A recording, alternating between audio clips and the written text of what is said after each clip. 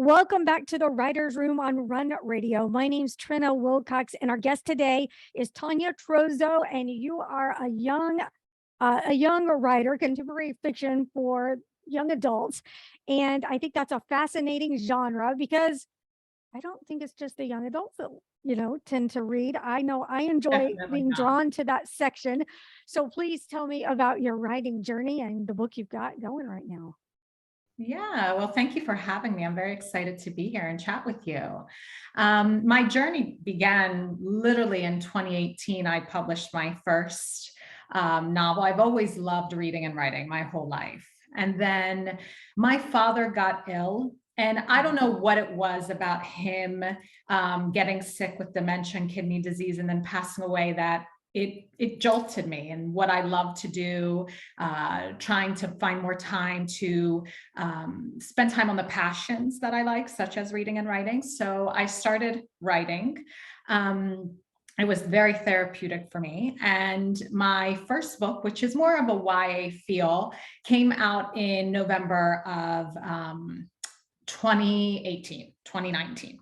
And that's the only one that has more of a YA feel. They're all young people in the book. So it's very hard. That's why I consider it more contemporary. But as you said, everyone reads it. I still read some of them sometimes, from other authors. So Yeah. There's something great about sometimes if you're in the middle of it or even that retrospective view of it being like, aha, I wasn't alone in that feeling. yeah, and I think, some of my readers have expressed to me that it kind of transports them back in time to like, now they're moms and they start remembering their high school loves and their high school or college relationships, where most of my books so far take place in either high school or college or right out of college. So, I think it can be for groups of all ages. Now, there are certain things that are always that tend to happen with every group, no matter how much time has passed since we've been that age. But other things change so fast. So how were you able to tap into that and keep it current with, the way everything just moves so quickly? Great question. I think, well, I have a 16-year-old, so I think that helps a little bit. And I come from a very large family, and there are younger kids still in college, cousins coming out of college. And I'm just very inquisitive and curious. So I love to ask tons of questions. I get some inspiration, and maybe I'll ask one of my cousins or my son, do you guys say this? Have you heard this? So I try to keep on trend. In fact, sometimes I think I put curse words in there because I know we all It's cursed when we happening. were Yeah. that age, Yeah. right? Right. So it's kind of like, if I want it to be realistic, I try my best to make it that way.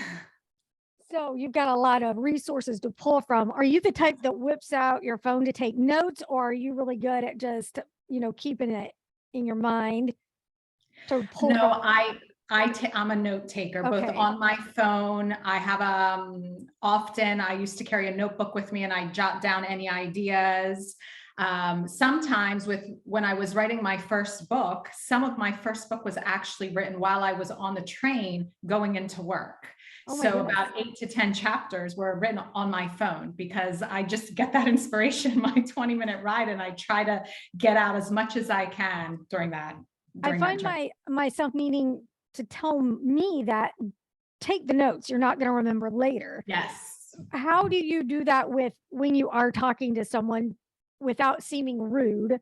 Like, I am getting information. Do you just flat out, hey, this is stuff from my book? Or, I mean, I sometimes feel like a lot of times we as writers or people gleaning knowledge from someone else will get a little bashful that that's what we're doing or feel like we're not being sincere and present in the conversation because, we also need to tap into this later. Yeah, I think it depends who my audience is, Okay. right? If I have a personal relationship, obviously I'm like, oh my God, this is so great. Do you mind if I take a note down?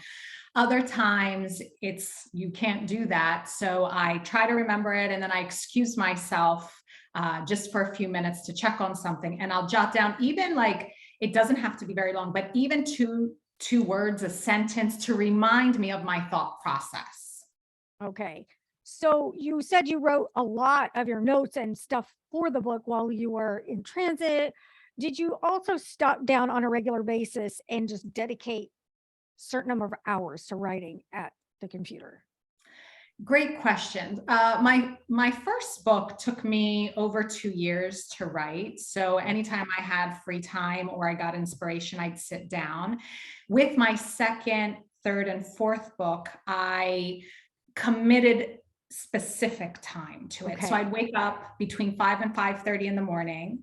And the house was quiet. I have 3 kids. So the house was quiet at that time. And I would dedicate that to write and give myself a goal each day to write down. And then if I was able to find more time, because then I also had my full-time job, for most of the time that I was writing these books. So I'd really dedicate the early morning when I'm like freshly awake. And then on weekends, I dedicate obviously a little bit more time. Okay, great. I know a lot of people feel like they have to have an arduous time commitment to Mm-mm. get a book out, and that's just not the case, right?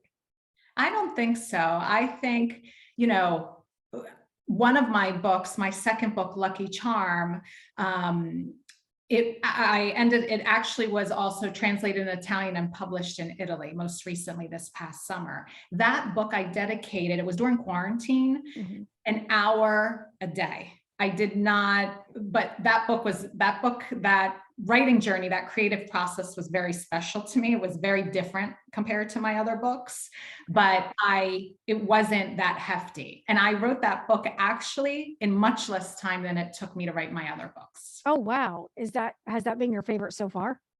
It has, because every morning, I don't know if you ever feel this way or if other writers feel this way. When I say it to somebody who's not a writer, they look at me a little bit strangely, but it was almost as if the characters, they wanted to get their story out, right? They were talking to me every morning. I'd wake up ready with a scene in mind, Oh, and I wow. would like type it out. And that book was actually written out of order.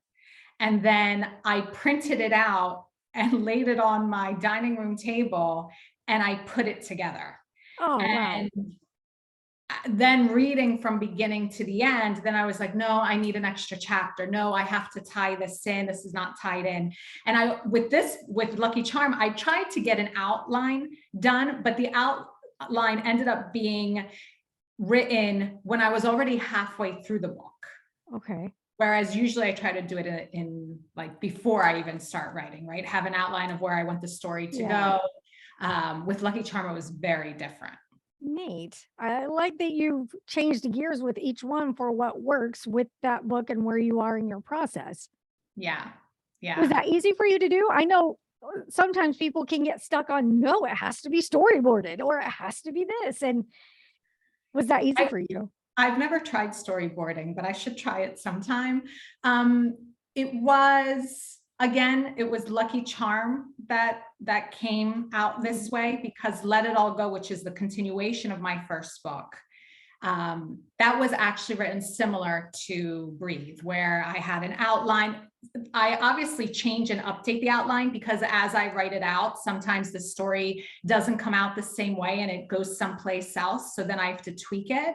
But again, Lucky Charm was just a very special creative process. And I found that I learned a lot of myself from that process. And I actually, with Let It All Go and my book that's slated to come out soon, I print it out and lay it all out in order and then see if so I took some stuff from it basically and apply it Okay. to my process now. So it wasn't that difficult, but again, maybe because we were in quarantine also, we were home all the time, we were looking for, things to do. But again, I wrote that mostly in the morning as well. I didn't write all day long. So, That's great. Let's talk about publishing. Are yes. all of your books self-published or do you work with a traditional publisher on any of them? My first book, I worked with Book Baby, still self-publishing. And Okay. then all my other books I've self-published by myself via Amazon.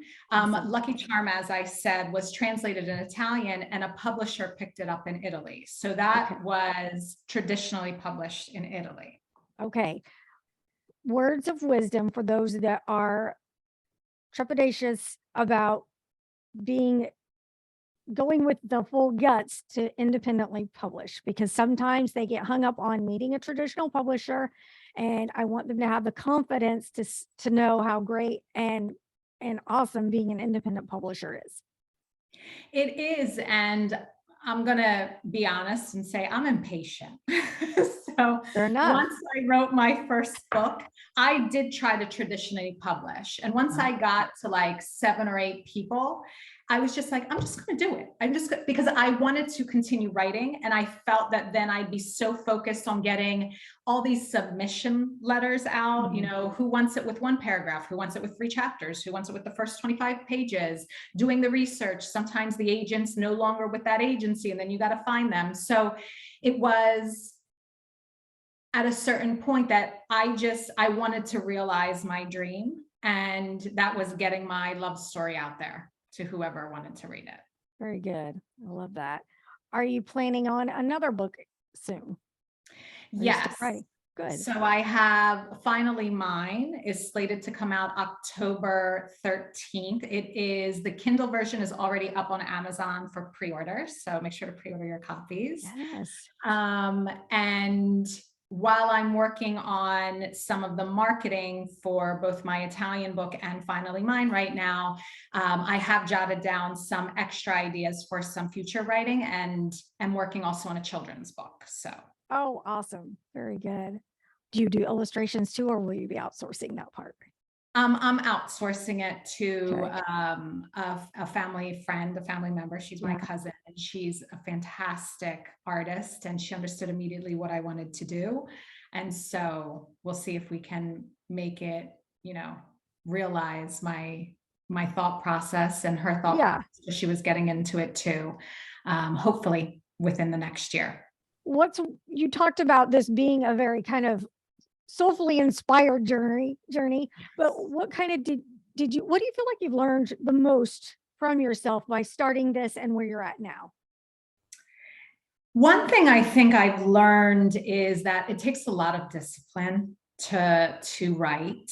And I didn't realize I could. I mean, I've always been pretty disciplined, but you never realize how disciplined you actually are until you commit to writing it out and editing it and rewriting whatever you want to rewrite, and then finding the cover. And, you know, it takes a lot of dedication and commitment. And I realized that this is something that I want to continue doing.